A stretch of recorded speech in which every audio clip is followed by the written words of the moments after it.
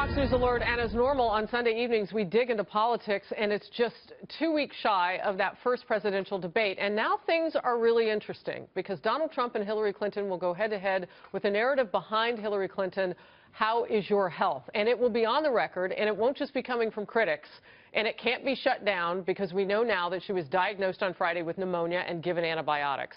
The Fox News political insiders are here. Doug Schoen, former strategic advisor to President Bill Clinton, 6 years in the White House for that.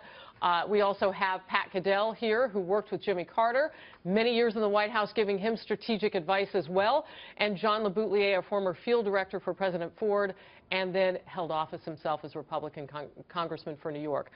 Doug, I spoke with you earlier. Sure, Pat, I want to get your idea. Does this get better or worse for Hillary Clinton as she moves forward per that statement that she has pneumonia? At least it's out there.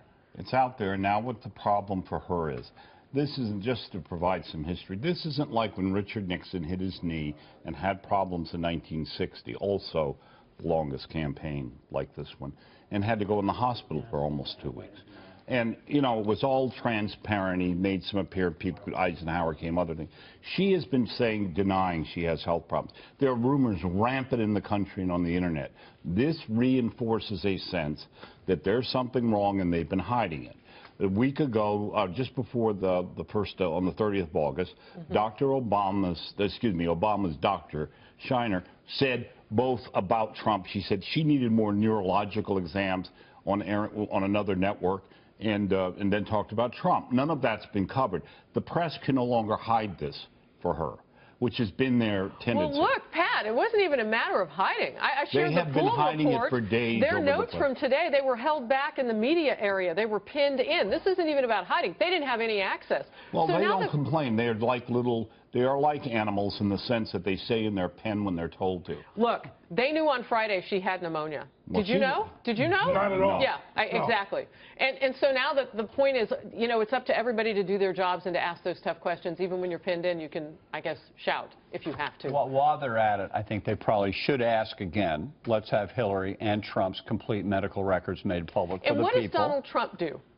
All he should do is stay out of this thing and just say, I wish her the best of health. But he should release his records. He should release his records. She should release hers. He released in part some medical records. You think now that's not enough? Well, the doctor wrote a letter saying he was in great health. I think we all would like more. It's not a record. But, look, they never do, you know. Bill Clinton never released his. They never do. We never. So why does this mean that Donald Trump needs to? Well, ideally, we the people have a right to know before we hire someone to be president, are they in good enough health to do the job? Otherwise, you hire them, you elect them, they get in, and then they're sick, and what do you do then? The indelicate question about age, right? You know, I don't even like to bring it up, but it does come into play with certain sorts of things, and I've been reading a lot up on pneumonia and other types of things, the vaccines that people over 65 and 70 are supposed to be getting, so on and so forth. Sure. Does any of that matter with your experience? Yeah, I think it does. I think Pat and John are onto something. We need to hear more about Hillary's medical records, but also her current condition. Her doctor, as we've been saying, has urged her to modify her schedule. She's on a regimen of antibiotics.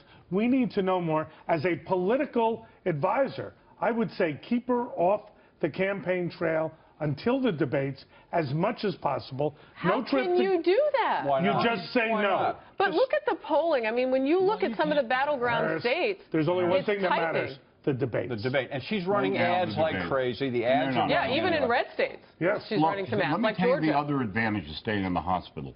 She made, and I assume she could chalk it up to having pneumonia maybe Friday night, but her appearance in front of a bunch of swells in New York talking about half of Donald Trump's voters being a basket of deplorables, and that they're all those people are racist bigots and whatever, and the other half are too stupid to know better, was basically, which meant half the American people, is a statement that makes Romney's 47%, just like that, was a disaster for him, and President Obama, who escaped his other fundraising moment. So your point with her now? My point with her now is that's the thing that's going to hurt her really bad. It's been buried by the pneumonia. It's been buried by the pneumonia. I'd go to the hospital so I didn't have to deal with that, because that's coming. Unless the Trump campaign is stupid, that's the choo-choo train that's coming. This is how you feel about the American people. But, John, you're saying hands off, just wish her well. From about the him, health. out of his mouth, he should not in any way try to politicize her health.